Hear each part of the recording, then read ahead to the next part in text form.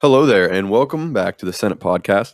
We're on episode number 12 today, and I'm joined by Andrew, the villain of Far Cry 7, Tate. What's up? Yeah, I saw that picture you sent me, and yeah, I feel like that fits me perfectly. Not necessarily the Andrew Tate thing, but being a villain in his own right. First of all, if you were in Far Cry, what would your role be? Oof, I'd be the NPC character, like the guy who you do for side missions, but you have to do a couple missions, like a quest line. But once you get done, you get something really nice out of it. But it The doesn't involve underrated. the main story. It's just like this is a nice little side quest to get better gear. Sure, maybe a DLC type of thing, but just the concept of like, okay, I got to put up with this guy for a bit, but once it's all over with, trust me, it'll be worth it. Do I have the option to kill you? Not without mods. You have to mod for that. Okay.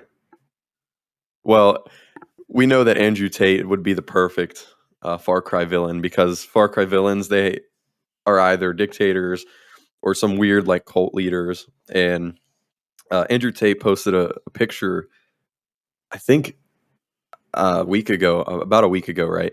And he was sitting, and you could see the back of his upper body and the back of his head, and he's like looking out this jail cell.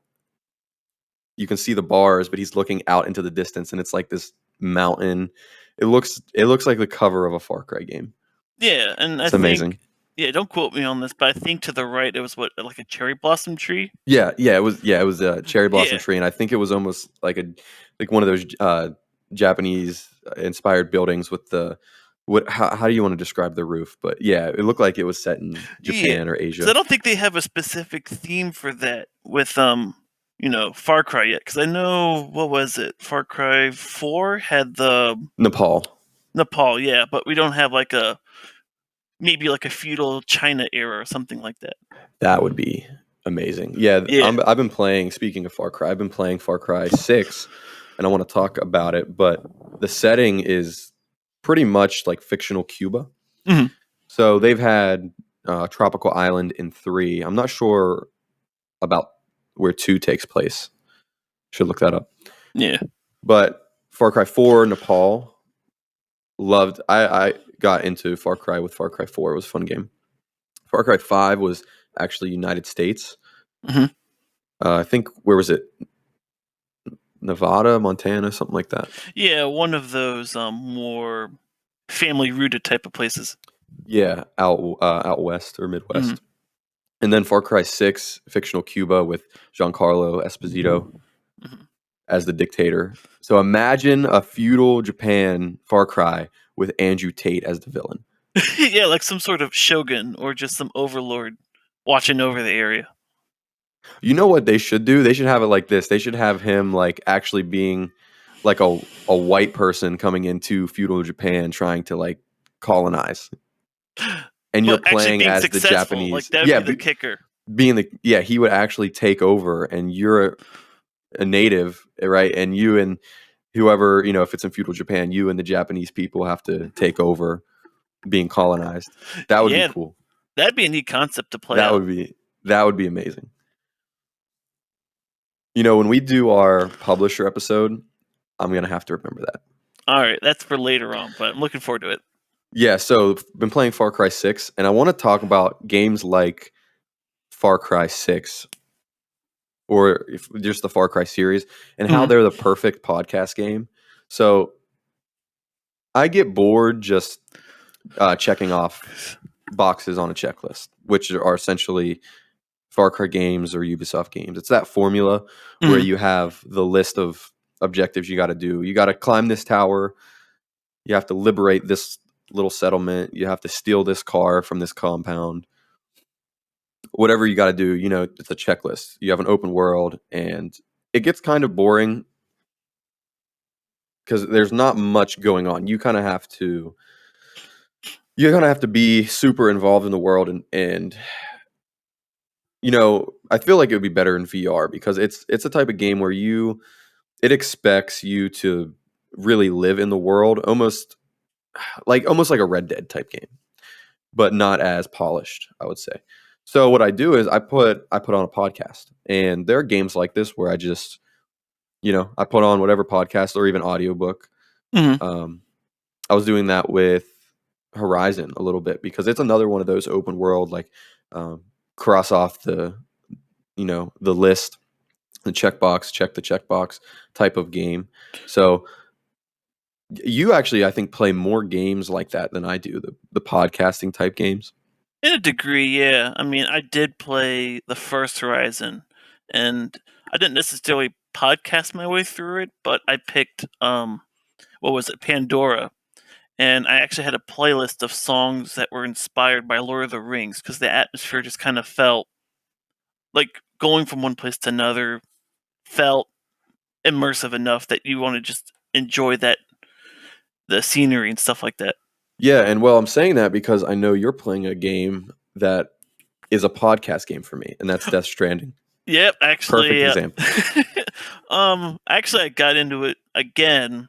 I played it before in the PS4, but for some reason my save didn't carry over. So, long story short, I'm playing it on the PS5 since it's part of the PlayStation Plus extra tier, and it's enjoyable enough to play again. Yeah, some of the stuff that you have to grind at the beginning sucks, but once you get past that and you're back in the flow of the end game content, it's really enjoyable.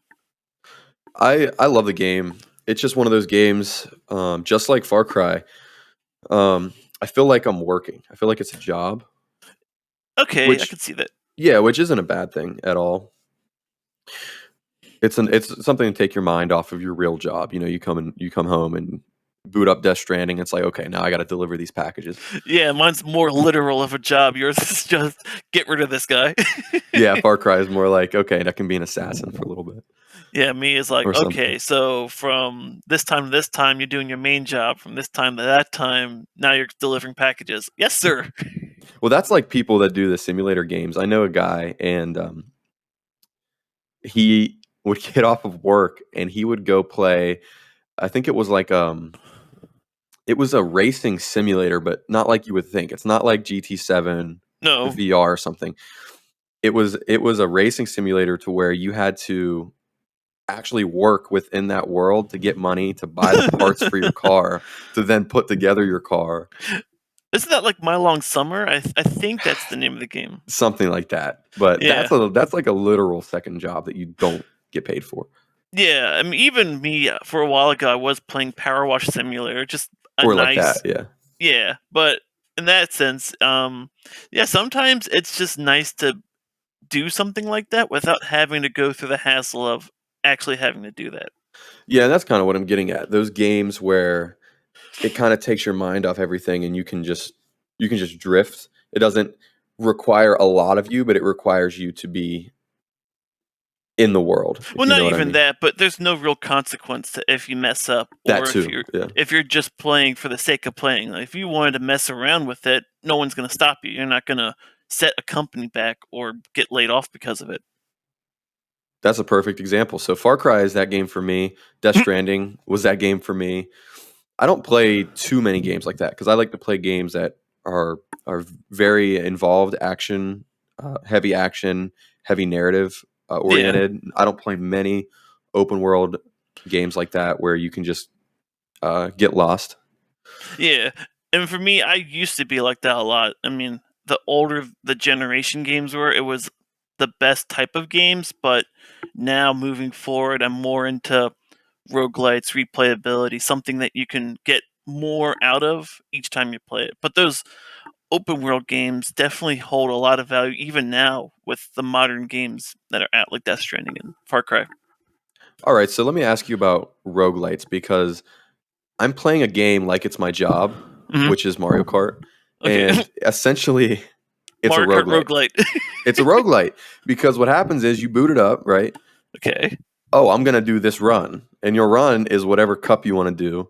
Mm, I got these 4 tracks. You mm, do the run, and let's say you get second place. Oh, well, I got to do this run again.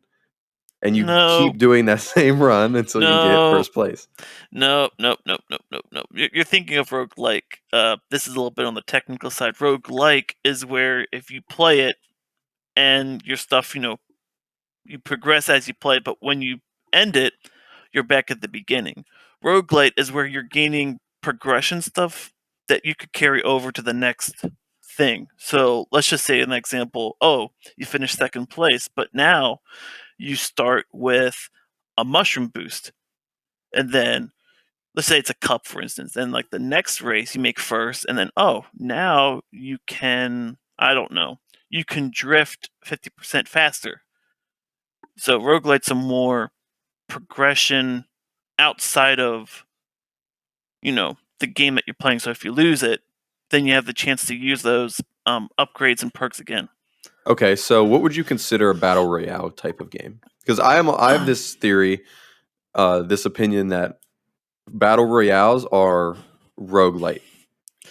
Not necessarily. I mean, battle royales are, I guess, more rogue-like in that concept, but essentially a battle royale should just be something where you are fighting to be the last one left. Hunt Showdown is an example. So the caveat to that are battle passes. I'm Mhm. thinking, let's just use Fortnite as an example. Right. Your goal is obviously to be the last person alive, so you can Mhm. win the battle royale. Yeah. But when I play Fortnite, which I hardly do anymore, Right. what I thought was fun was actually completing the missions. And Oh. if you complete the missions, even though it's a battle royale, when you get outside of that run or that match or whatever you want to call it, Mhm. you have the unlockables or the progression. But if I guess it's all cosmetic anyways, so Well, there was a while back. It was like season 2 or something like that. But basically, it was the whole spy themed mhm. era. They had a mini map, like not mini map. I'm sorry, but a mini game mode where you did have some level of progression where you can rank up and then get items that you could bring in. That I'd say is more roguelite. Okay, okay. Anything involving cosmetics usually aren't considered roguelite because they don't offer an impactful progression once you boot it up again. They just offer some flair or something nice that you can wear while you do the same thing you were doing already. Okay, that makes sense. That makes sense. Yeah. All right, so I've been playing Far Cry and Mario Kart. The DLC just came out today for Mario Kart, Oh, and nice. they're adding 6 total new playable characters from now to the end of the year. Oh, So they added Birdo today, and then people are wait, Birdo was speculating. only released just recently? Yes, Birdo was only in Double Dash for the GameCube. Okay, so it has been a bit then. Yes, so they released Birdo today, and then there's going to be 5 more new playable characters in the next 2 waves throughout the end of the year. Oh, cool. All right, those are the 2 games I'm playing. You're playing Death Stranding, so is there anything else you want to say about that? Yeah, obviously I told you about Death Stranding. I'm still playing Path of Champions on the side. That's kind of like my in-between thing, but recently I've been getting back into Total War Warhammer 3. Have you heard of that? A little bit, a little bit. Okay, so it's basically an overworld real-time strategy game, Mhm. and the concept of it is just that you control armies, and those armies can capture stuff like Risk. But I've just been getting into it because the concept of this big sandbox Risk map that command and conquer stuff. You have different factions, so you have a lot of variety in how you want to play your armies, and I just like the universe of all the different races that you have available to play as. Yeah, that's interesting. I know a little bit about it because the game that's similar to that would be 8-Bit Army that I'm kind of interested in. I've always wanted to play it or just kind of dabble in it to see if I'm into those type of, top-down RTS games where you Okay, control armies and whatnot. sure. The the what is it? The art style and story, or not story, but the design, I guess, of Total War Warhammer 3 doesn't really intrigue me, but something like an 8-Bit Army, Yeah, that's something I might hop into. sure. And if you're not someone who usually plays that type of genre, something introductory like that doesn't hurt, and it gets you, an opportunity to see if you want to go further or if you just want to leave it just at that. Yeah, I agree. So, Total War, Warhammer 3, Path of Champions, Death And Death Stranding. Stranding. Yep. What a catalog. Yeah. Diverse, huh? Diverse catalog right there. Yeah, I got to get back into God of War. That's the kind of game I just got to take a break from. Yeah. And then cleanse my palate with a Far Cry, and then just get back into God of War. So this year I beat Horizon Forbidden West, loved it. Crazy ending, and I love sci-fi. And it is just the most sci-fi ending in any sci-fi thing ever. I loved Yeah. it. Next would be God of War. I'm hopefully going to beat that soon, and I could talk about that when we get back on here. Yeah, because there's stuff I want to share with Yeah. you, but you're missing out on. Yeah, hopefully I'll get through that soon, and then we can talk all about it. Yeah. All right, so we had a few episodes ago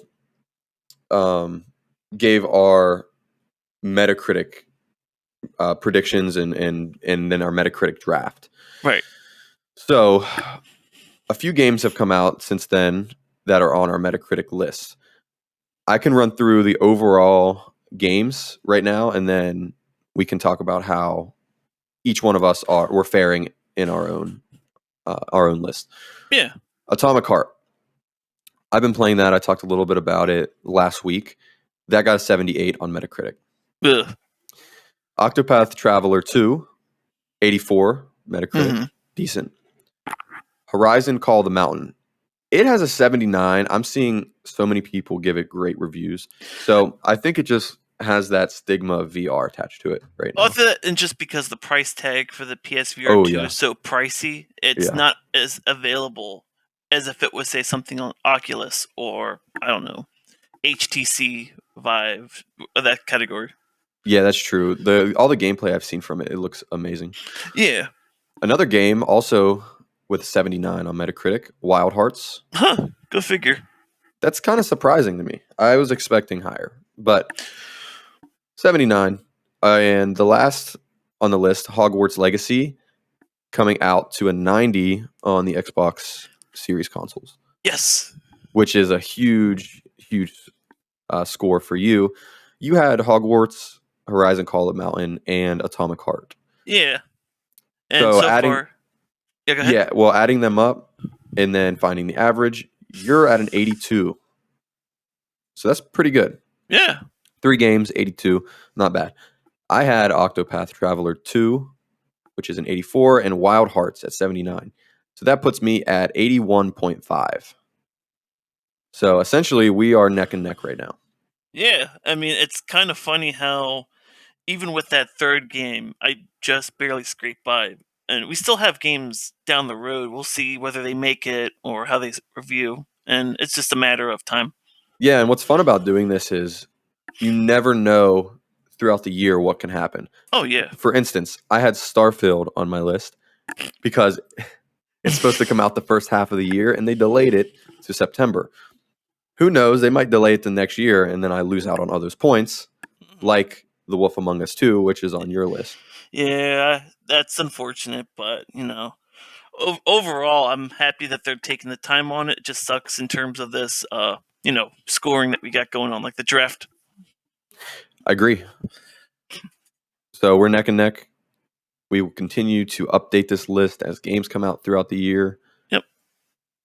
So with that topic of the show, we've been talking a lot about video games, more so the recent video games that have been coming out. So I want to go back a little bit and talk about games that we consider masterpieces, or games that we think should be called masterpieces.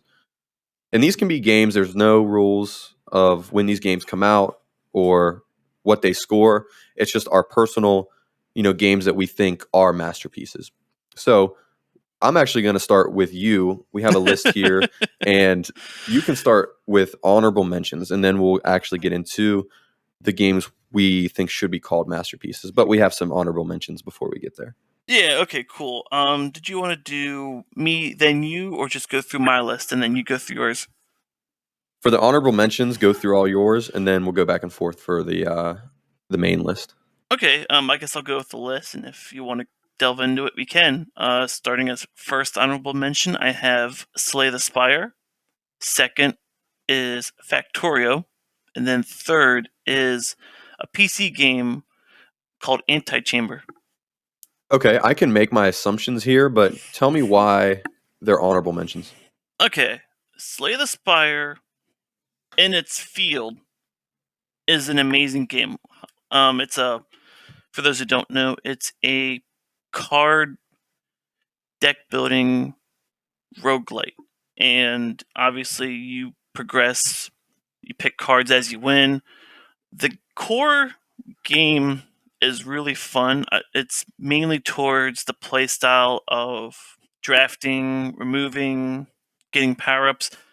The thing that I think kind of falls short, and this is just a bit of a personal thing, it's the difficulty for certain characters as you progress the, I guess, ascension tier where you amp it up.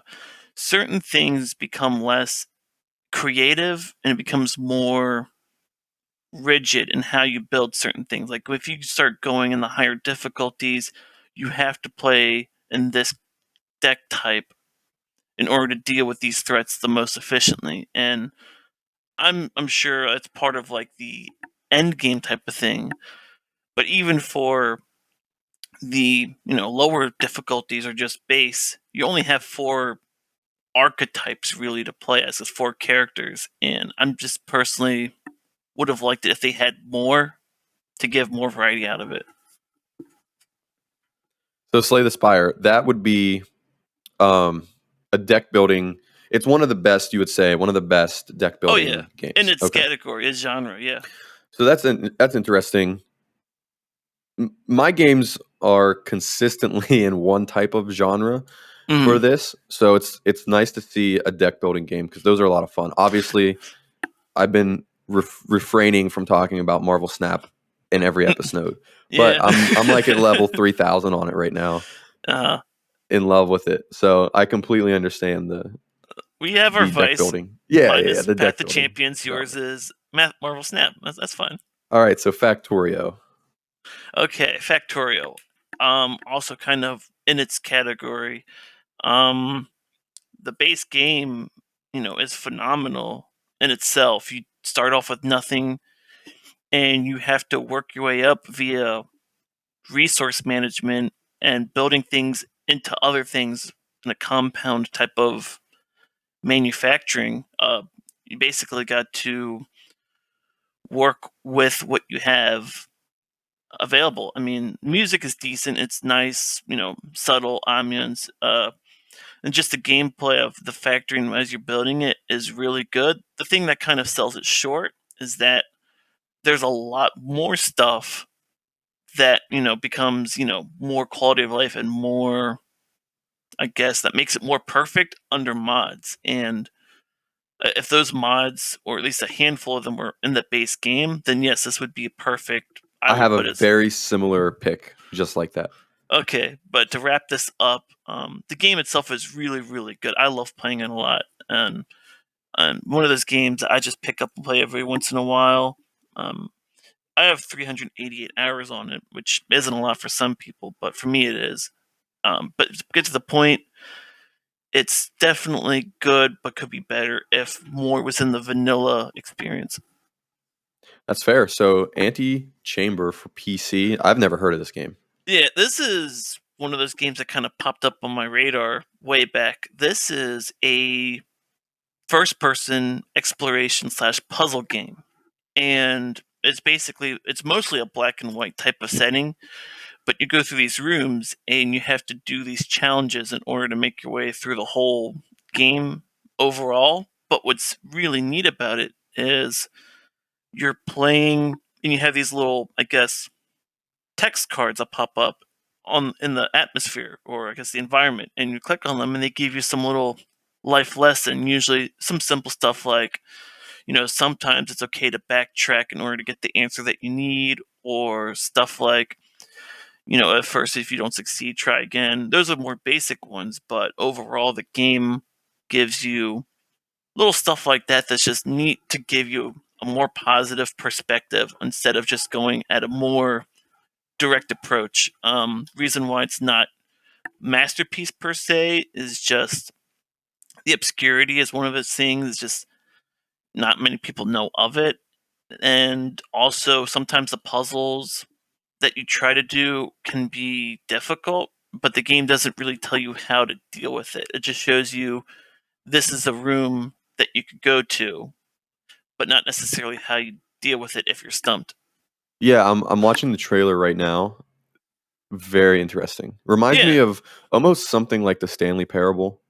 in a sense, I mean, Stanley Parable is more open ended, even though it's not.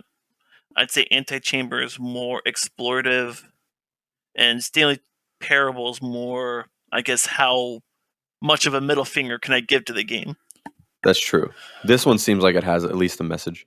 Yeah, Well, I guess Stanley Parable does have a it message, does but to a degree. I know what you mean. Yeah, This game looks very interesting. Okay, cool. That's cool. So that almost makes a masterpiece. yeah. Just if it was simpler to play, and if it was one of those games that more people knew of.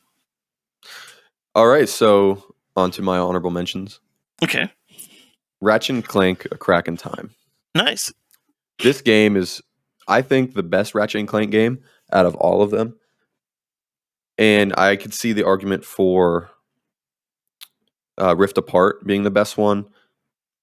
I think maybe technically it is the best one, like technically as in, Yeah, what it does, what it's capable of what doing. it's capable of mechanically, everything. But in terms of an actual Ratchet and Clank game with the narrative, the world, the design, it's not. This game is from, I believe, 2009. So Hmm. obviously it's not as advanced. And Sure. looking back, it seems dated. But at the time, it was considered the first. It was considered a Pixar movie, but playable. The game was Huh. advanced for its time.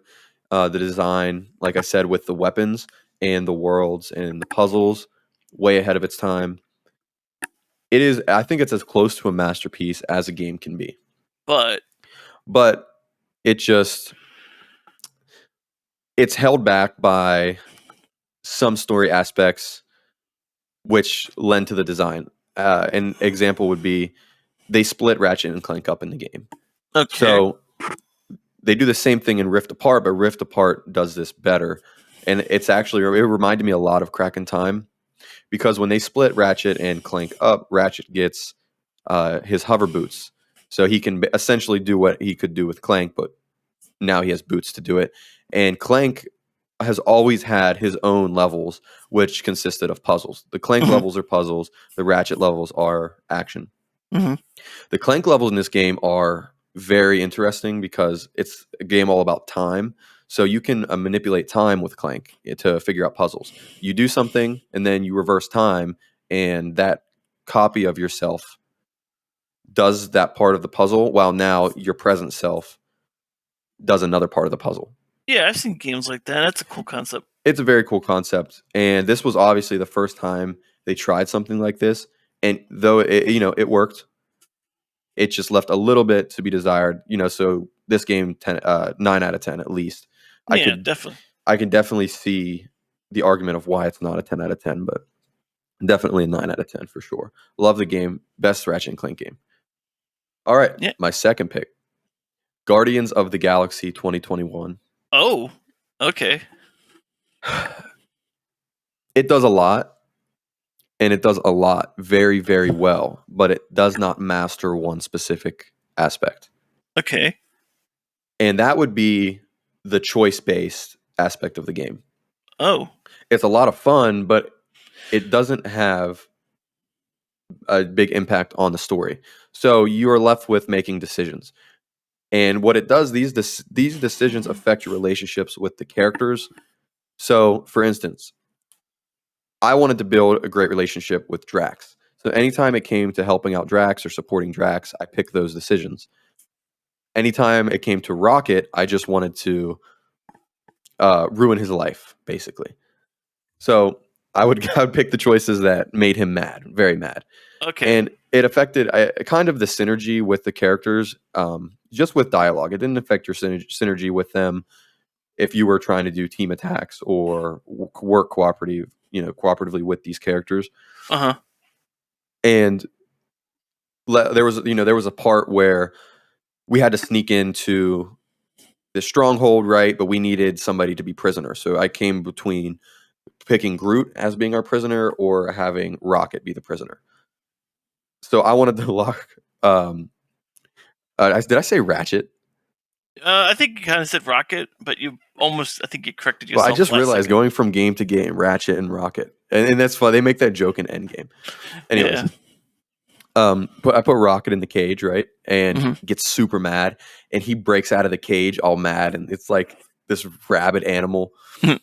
So you can do things like that, and it branches off into different story paths. So let's say I would have picked Groot.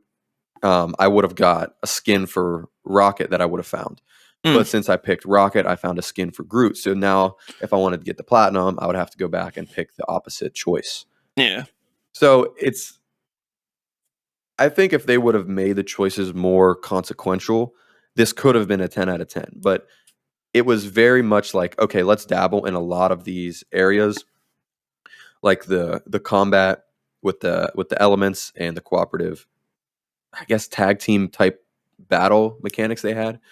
It was a Yeah. lot of fun. And then obviously the narrative choices versus choices that you would pick to impact the gameplay. It was just almost like, okay, take this path or this path. It didn't affect the overall story enough to be a 10 out of 10, but it did everything so well.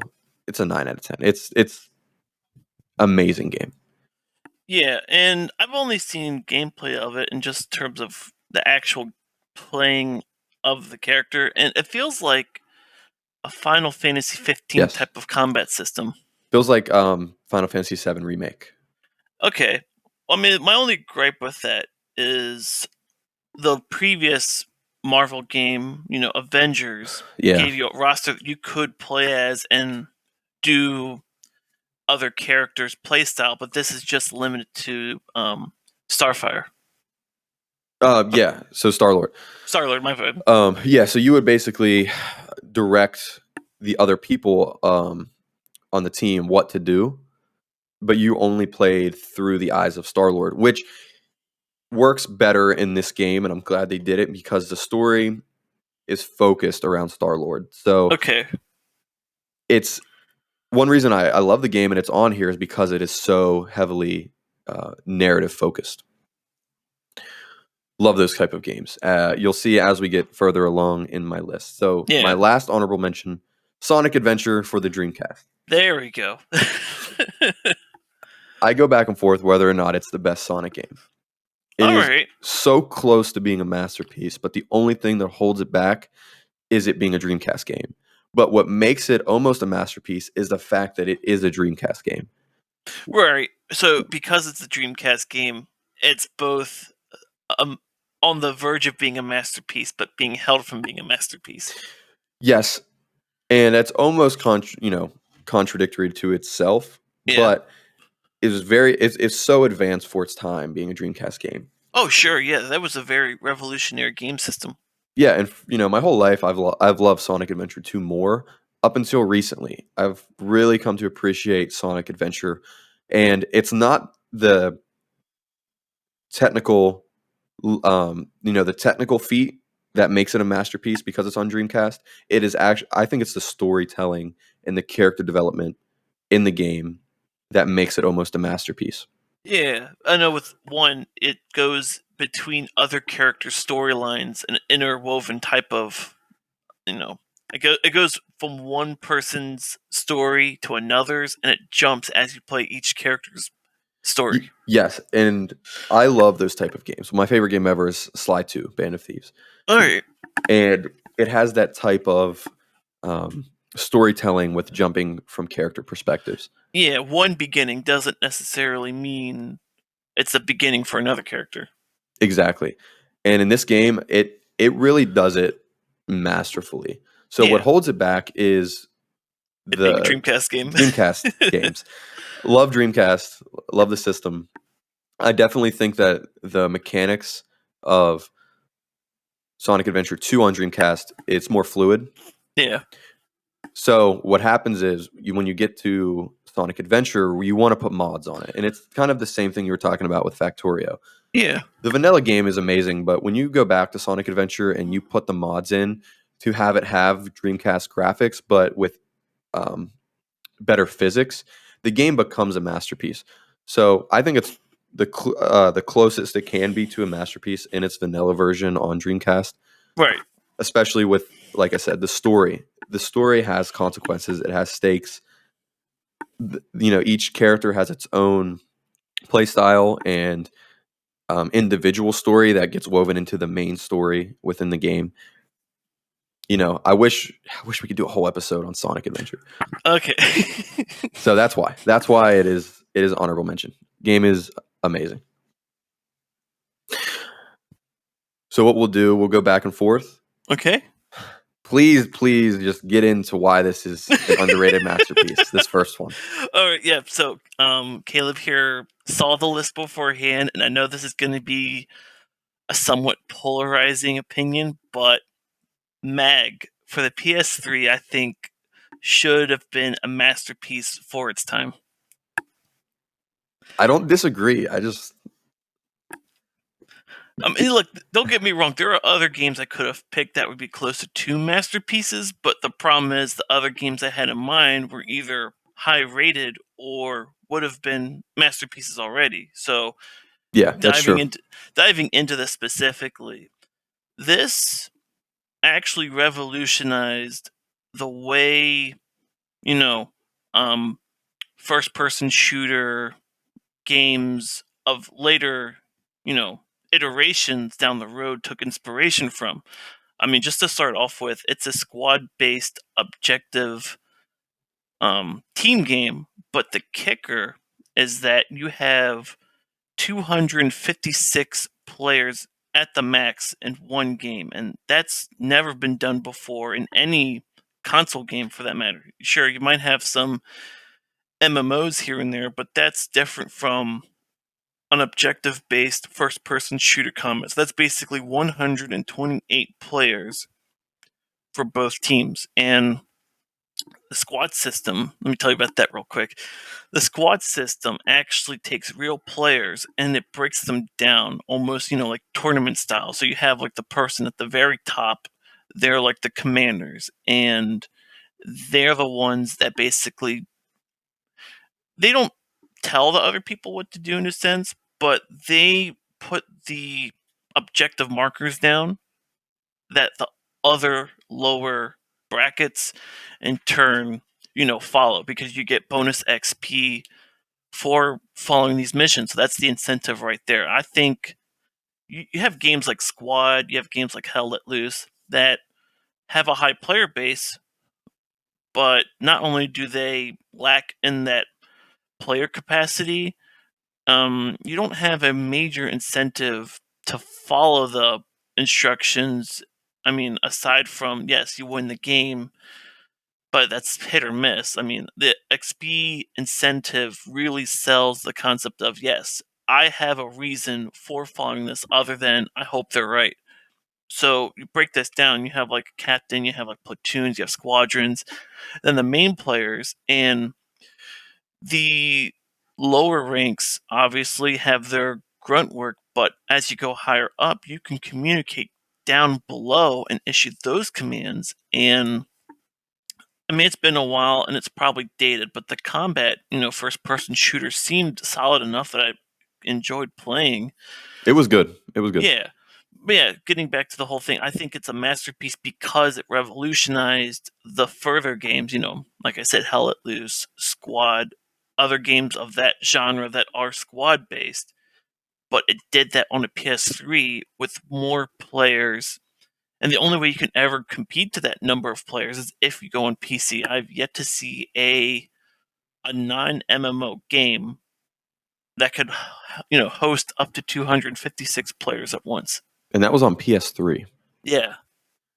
I love doing this because I would have never picked Mag, but I don't. Yeah. It's not that I disagree with you. I feel like I was one of the few that actually played Mag back in the day. Yeah. Me, same. Yeah, I feel like it was not that popular of a game. It didn't have the licensing behind it like a Call of Duty or Battlefield Or Killzone for that matter. or even Killzone, especially, yeah, because this was a PS3 exclusive and so Mhm. was Killzone. Especially Killzone 2 became the competitive shooter on PlayStation. Yeah. Mag never reached that, but Mag was a very interesting experience at the time. It was crazy. I mean, I'm Yep. thinking of modern games like Battlefield 2046 that try to recreate, a massive squad based open world objective, whatever you want to call it, like Mag did. What, almost 15 years ago, probably. Yeah, actually, funny you mentioned that. This is a little bit out of out of the story what you're doing, but Battlefield 2042 is available on Yes. PlayStation Plus right now. Just for those of you curious. Is Mag on PlayStation? Like No, right now? well, no, Mag is not. I meant Battlefield Yeah, 2042. Yeah, that stinker. it's a stinker, but it's free, so you can't go wrong with something that's $0. Well, I mean, you can, but yeah, just don't play it if you don't like it. all right, Mags. That's a great choice. Yeah, That is definitely an underrated masterpiece for thank you. sure. That's a great pick. All right, mine is going to be very controversial here, so I'll just get into Yeah. my pick. Tomb Raider 2013. Oh, nice. Actually, I like that one. Here's the thing: Tomb Raider 2013 released after the original Uncharted trilogy with Uncharted 1, 2, and 3. Okay. I think Uncharted 2 and 3 are far better games Sure. than Tomb Raider 2013. And these games really, they at the time, they got compared to each other. When Tomb Raider 2013 came out, the revival of that series, it was directly compared to Uncharted. Yeah. And I guess rightfully so. It copied a lot of the elements Uncharted, had. But Tomb Raider was not trying to copy the same exact formula as Uncharted. Of course, it took a lot of inspiration, but you can argue that the Uncharted series took a lot of inspiration from the original Tomb Raider games in the first place. Oh yeah. Even the ones that were on PlayStation 2 down the road. Yes. So if we just take away the comparison, between the series and just look at Tomb Raider 2013 as a standalone game, okay, Uncharted 2 as a standalone game, it's better. That's a 10 out of 10. Mm-hmm. Uncharted 3, that's a 10 out of 10. These games, I believe, I personally like them more, but Tomb Raider 2013 is a masterpiece in what it accomplishes on its own. Let's not focus on the comparisons. But Tomb Raider 2013 has one of the best paced story campaigns, whatever you want to call it, in any Sure. game I've ever played. I played it through a year or two ago just because I felt like it. Yeah. The story is extremely well done and paced for a 2013 game. What's another 2013 game that came out? And it's funny. It's a game from Naughty Dog, one of the greatest games ever made. The Last of Us. Oh, there we go. The Last of Us has a very, very well-paced story. And it's very linear. It's not semi-open world. It is linear completely. Yep. Tomb Raider had an interesting approach to its story. It wasn't completely open world. It's still linear, but it was sort of open world with actual tombs that you can raid, hence the name. Mm-hmm. This is one reason that this, I think should be considered a masterpiece because it's not a linear game like Uncharted. Yeah, definitely. Or Last of Us that came out at the time. And another 2013 game that was linear that is controversial is BioShock Infinite, which we could get into that. But Tomb Raider took the linear story approach with the tombs that you could raid throughout the game. So you get to the semi-open world area and you have to get the clues, whatever, to find the tomb. And then once you get into the tomb, it's an entire tomb you can explore. So the game felt explorative, you know what I mean, while it was still a narrative game with kind of janky controls, but it actually controlled well. It was one of those games where it wasn't janky bad, it was just janky different. So once you learn how to control the jank of it, it's a lot of fun. Yeah, definitely. It was quite, charming with the way that they handled third person shooting. And this one had a pretty fun multiplayer too, where that those mechanics lended well to an online type of multiplayer. Yeah, just like The Last of Us did with their multiplayer. Exactly, just like how The Last of Us did with factions. So, Tomb Raider 2013, because of the pacing and design of the story and that linear story through a semi-open world where you still had the tombs that you could raid, I think Tomb Raider 2013 was just completely overshadowed by the other games that came out that year. Actually, I think Bioshock Infinite came out in 2012.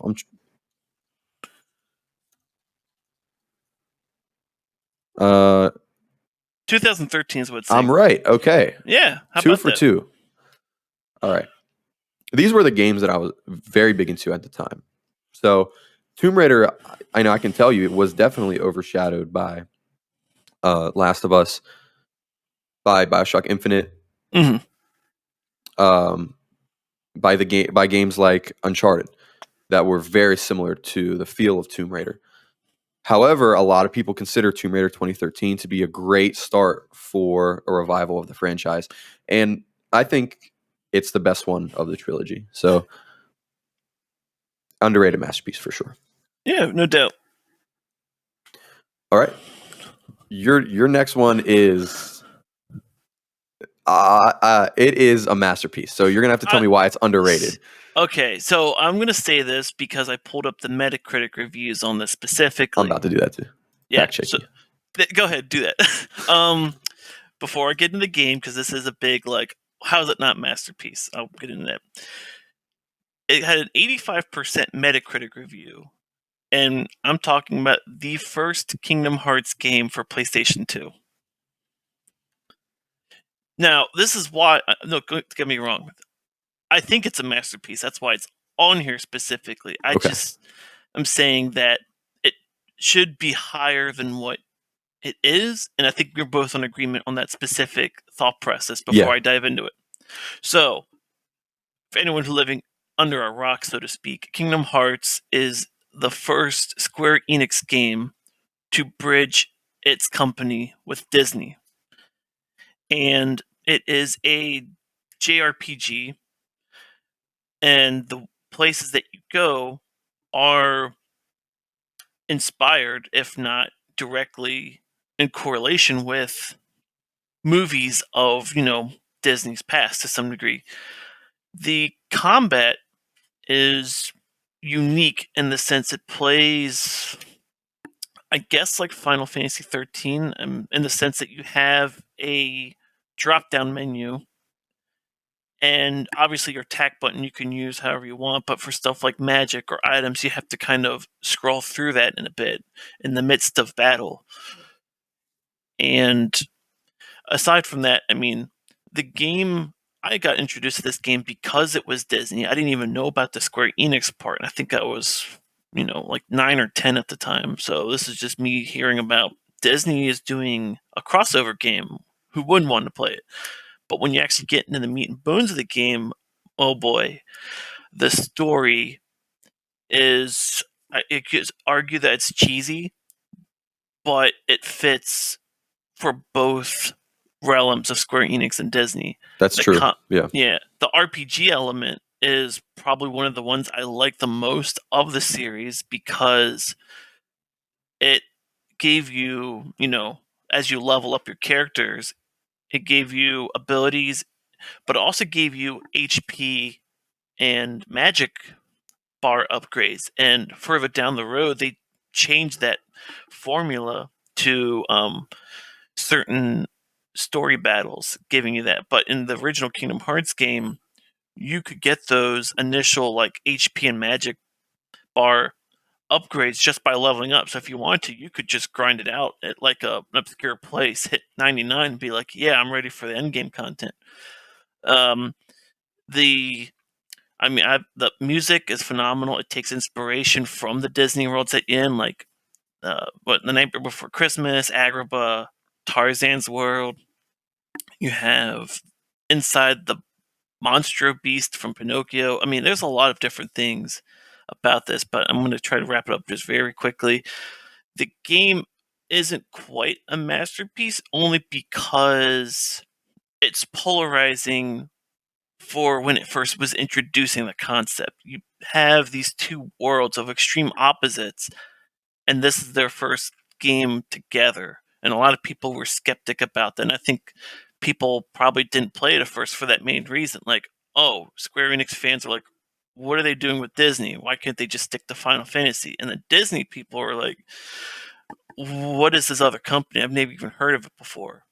So it just, I think it fell short in that regard because the fan base was so split at the time. Yeah, and if I can add anything, I believe the second Kingdom Hearts is, what everybody considers a masterpiece. Oh yeah, no doubt. That's where it takes everything from one and fleshes it out into a more, rooted, experience. And Yeah, and the foundation, the fan base is more, they are established because they played one. and that's kind of the same argument I had with Sonic Adventure, except with Kingdom Hearts. It is, it's the jank that I think people can't get over. But if you look at the awkwardness or the jank of the gummy ship or the camera or something like that, it kind of makes it a very, charming game with, that's something special, especially on the PS2. It's definitely one of the greatest games on the PS2. I believe so. Yeah. Yeah, and definitely it's an underrated masterpiece for sure. Sure. I would definitely call it one. All right, and I don't know if there's a theme going on of first games in a series, but my next is Batman Arkham Asylum. I'm seeing a lot of gritty, explorative type games from you so far. I guess, and I'm going against everything that I used to think because probably my second or third favorite game of all time is Batman Arkham City. Yeah. And Arkham City, it's scored higher. People consider Arkham City the masterpiece. But what Arkham Asylum does, even though City expands on everything Arkham Asylum did, Arkham Asylum mastered what it did, even though it did less of what City implemented.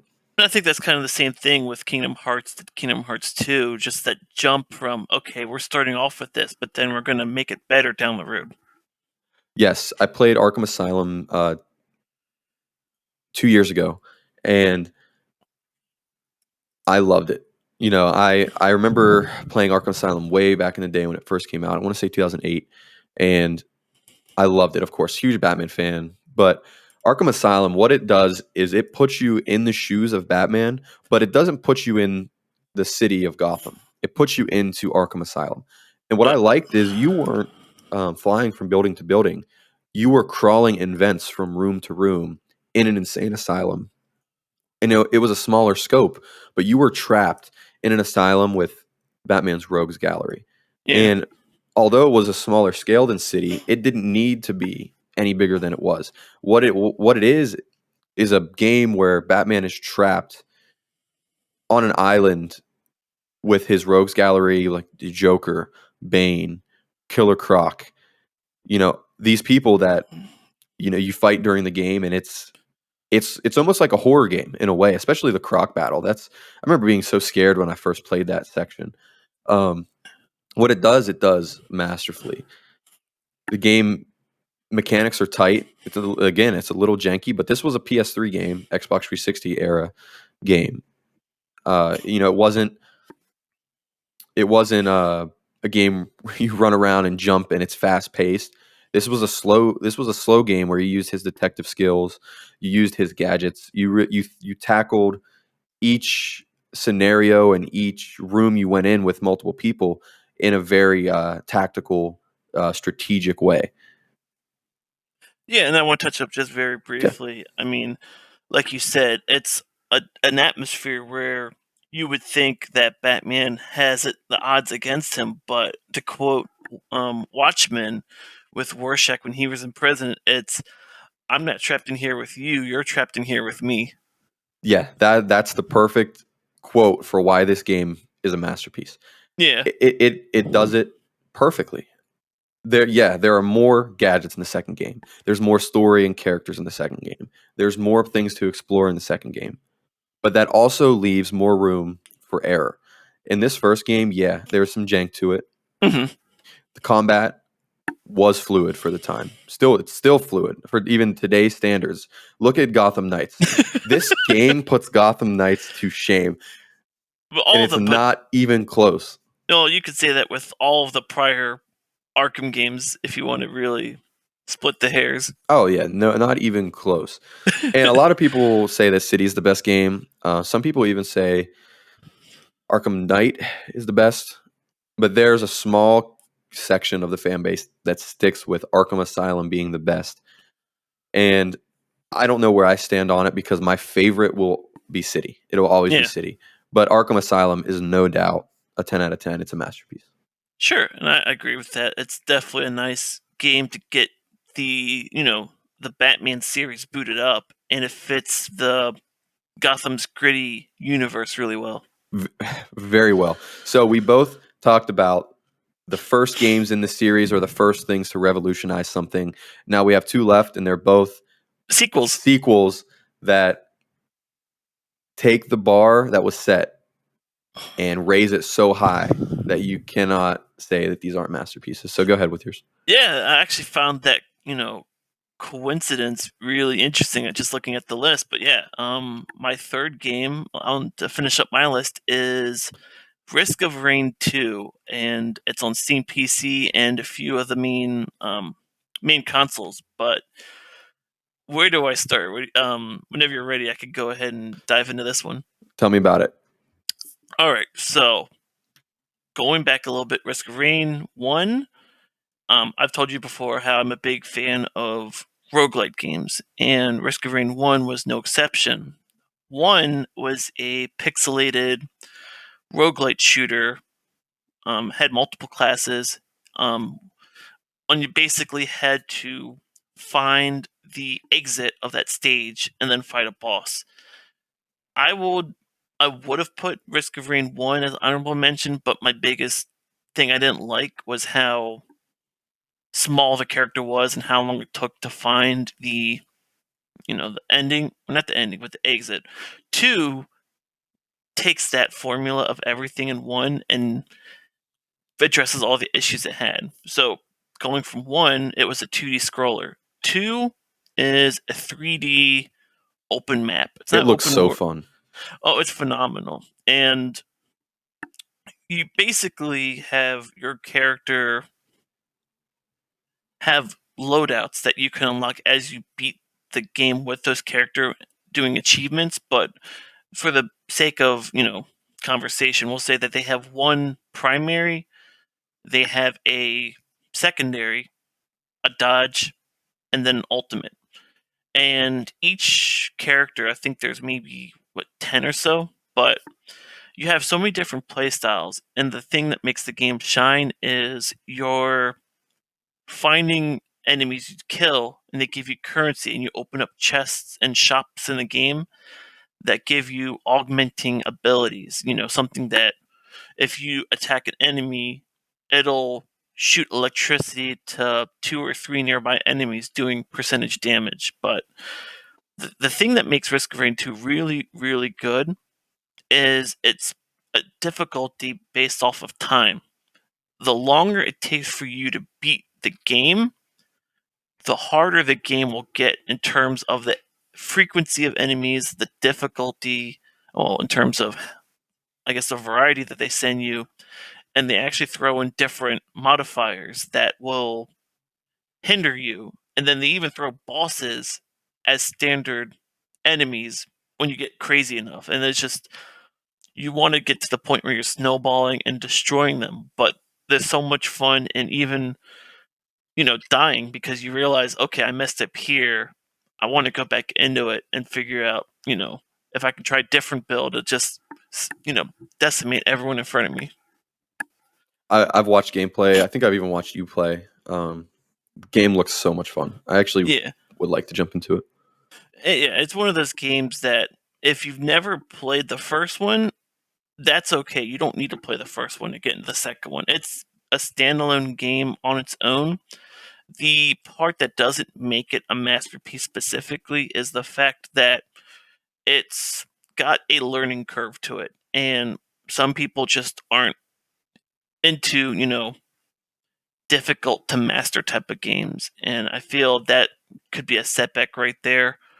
The game also will give you stuff to unlock, but some of the challenges can be really tough that you might just not even get to unlocking them conventionally. So that's another setback behind it. But aside from the difficulty curve, just base gameplay and trying to unlock everything else about this hits all my marks. I like it. Great pick. Thank you. And we're going to save the best for last. I have a sequel, and we've been talking about games from, different console generations, different eras. So I want to go back just a few years to 2021. It's a bad era. The game, there was a game that came out called It Takes Two. Certified masterpiece. It won Game of the Year. Probably my top 5 in my top 5 games ever. Absolutely loved it. Another great game came out, Ratchet and Clank Rift Apart. This year was the launch of the new consoles as well. There was a lot of competition this year, and I say that to say there was another masterpiece that went under the radar this year in 2021, and that's Psychonauts 2. Really? That went under the radar? I thought that had a lot of buzz with it. It did. I can't remember if it was nominated for Game of the Year that year. I think it was. But it was overshadowed by a lot that year, especially Rift Apart, because a lot of people compare Ratchet and Clank games, those games, to kind of how Psychonauts is. And I'm going to get into that because one of the fun things about Ratchet and Clank is it's a sci-fi story, and you're exploring different cultures throughout the galaxies and different planets, and that's fun to see and play through. Psychonauts really caught me off guard of how much I enjoyed it because it's also a sci-fi story, but instead of exploring different cultures in the universe, you're exploring the different intricacies and depths in people's minds. The game is about, heading into the minds of people. So Psychonauts 2, I never played the first one. I know of it. It looked kind of janky. I never really had the opportunity to play it. I played a bit of it. It's definitely really good for its time. I think there are some things that it could have done better, but it was solid for the generation it released in. So I'm a big fan of Ratchet and Clank. I'm a big fan of mascot platformers in general. I love them. Psychonauts 2, a lot of people were comparing it to Ratchet and Clank and that it's a great mascot platformer. So I had to check it out. I got Game Pass on PC and played it on my PC at the time. Absolutely fell in love with the game, and I'm on fandom right now. I was just reading about it, and it was developed by former LucasArts employee Tim Schafer. Oh, okay, so, I can see that. Yeah, so it has that feel to it. It has that that culture behind it. Well, a lot of the levels in the game are superliminal because of it being a non-linear structure. Like, you're dealing with someone's psyche, so things change and dynamically alter as you go about playing the game. Exactly, and I'll put it this way. This game is very hard to explain because of what you just said. So I can't go through and explain the game in depth right now. I'd have to probably play it again and write down intensive notes. But super fun game to pick up. And like I said, I never played the first game, but the way that this game stands alone and builds off of everything the first game created. Peter McConnell was the composer for Psychonauts 2, which he also composed the music for all of the Sly Cooper games. Oh. So I knew instantly when I started playing Psychonauts. I said, this is the guy that made all the music from Sly Cooper. I knew it immediately. Wow. So this game is a mascot platformer. It has similarities to Ratchet and Clank, has the music from the Sly games in it, has the third-person action, platforming, the crazy sci-fi story. Honestly, this game blew me away, and I felt like it was made for me. I know I'm extremely biased with this one, but it's a masterpiece. The game does what it does extremely, extremely well. Uh, and if I could focus on just a few things about the game, the story. The story is absolutely amazing. I think it's probably a better story than any of the Ratchet and Clank games. I would go that far. Yeah, and I haven't played much of the Ratchet and Clank games, but with playing one and watching gameplay footage on YouTube for the second one, I can see that it's more rooted in how it handles the world that it's given. The way the world changes dynamically to the events that happen is unlike something I've seen in a while. Yeah, it's a feat that this game managed to accomplish in a year full of games like that. Like It Takes Two, it tackles the world in an interesting way where it's, you become a toy and you see it from that perspective, or Ratchet and Clank Rift Apart, where you're traveling through different realities, different universes within a galaxy, and you see them from different perspectives. And this one, you're traveling through people's minds. And for some reason, this one I loved. It was probably because of the music and the directing and all of that. But Yeah, but I mean, just from what you said, like the game itself takes a different approach to how it handles level design because there are no rules when it comes to the psyche of an individual. Some people have a more cheery disposition, some are more anxious, some have more, multiple personality disorder related issues. There's a lot that this game dives into and uses to make the levels stand out. yeah, I'm reading so much about it now. The game is amazing. Oh It's yeah. a masterpiece. It's a masterpiece. Yeah. Man, this game was good. I want to go back. I actually played it on Game Pass on PC, and I've been considering buying it on PS5 to play through it again. Man, I mean, I don't think I've had a game like that in a while that I doubled down and bought a second time. But I mean, if it's that much, incentive for you to get again, it definitely has enough reason for it to be a masterpiece in its own right. Final comments on any of these games, or any games that you want to shout out real quick. Okay. I mean, I liked a lot of these games that we had picked out. I would say, just a quick shout out to Sonic Adventure because without that, Sonic Adventure 2 wouldn't have came out, and I'm personally biased towards that, but you can't get to the second game without making the foundation on the first. Yeah, and it's funny whenever you really enjoy the second game, and you're like, "Wow, this game is amazing," and then you go back to where it started. You have a lot of respect for it. Yeah, you see where it came from, and you're like, this is, good in its own right. I'm glad this came out first. Yeah, it's like, although this is a masterpiece, as in the sequel, it's like the first one it's a masterpiece In its own right, yeah. in its own right. Yeah. Thanks for coming on, Andy. It's been fun Yeah. deciding these masterpieces, deciding which games we consider 10 out of 10s. Yeah, I'm glad we could share our different opinions to what makes these games, tick, and each of our own arguments and what we explain helps, give depth to anyone maybe listening in for the first time. Yeah, and although they're not conventional masterpieces, they should still be considered masterpieces. Right, and that fits in line with the theme of the topic today.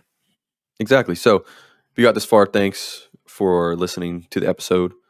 And we're on Apple, Spotify.